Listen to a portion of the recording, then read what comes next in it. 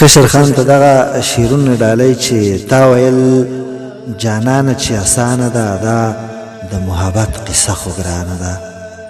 تا ویل جانانه چې اسانه ده دا د محبت قصه خو ګرانه ده. کوم طرف ته لاړ شم نه پوهېږمه جوړه کربلا د پښتون خوانه ده. څوکې د تپوس پوښتنې نشته دی ځکه مې د قام وینه ارزانه ده. چا زما د حال پوښتنه ونه کړه ډېره مې ګیله د دې دنیا نه ده.